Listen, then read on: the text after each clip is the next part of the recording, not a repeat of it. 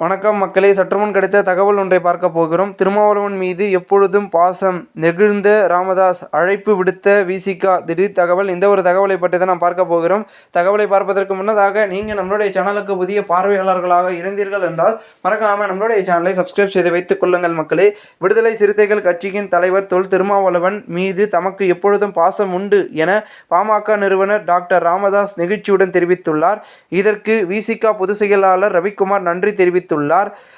ஒரு ஊடகத்திற்கு அளித்த பேட்டியில் டாக்டர் ராமதாஸ் கூறியிருப்பது, திருமாவளவன் மீது எப்பொழுதும் பாசமாக இருப்பேன், என்றைக்கும் பாசமாக இருப்பேன். திருமாவளவன் என் மீது பாசமாக இருந்தார், இருக்கிறார், இருப்பார்.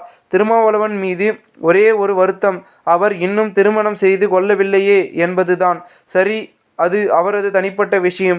இன்றைக்கு நான் வணங்குகின்ற பல அம்பேத்கர் சிலைகளை திறந்தவரே ராமதாஸ் தான் என திருமாவளவன் சொன்னது 100% உண்மைதான். ஒரு பட்டியல் இனத்தை சேர்ந்தவர் இறந்தபோது அவரது சடலத்தை ஊரின் வழியே கொண்டு செல்லக்கூடாது என்றனர்.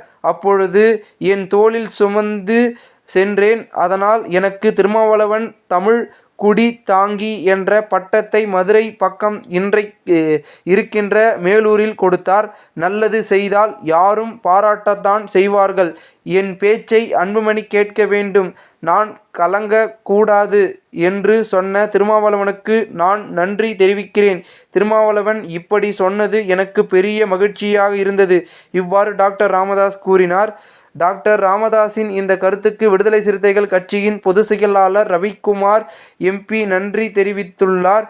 இது தொடர்பாக தனக்கு எக்ஸ் தள பக்கத்தில் ரவிக்குமார் எம்பி பதிவிட்டுள்ளதிருந்தது. திரு மருத்துவர் ஐயா அவர்கள் எனது தலைவர் திருமாவளவன் அவர்களை பற்றி மனம் நெகிழ்ந்து கூறிய வார்த்தைகள் நன்றி.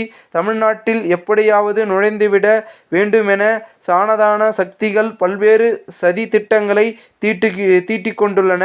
சமூக நீதியை காப்பாற்றுவதற்கான தேவை 1989ஐ விட இப்பொழுது 2 மடங்காக உள்ளது.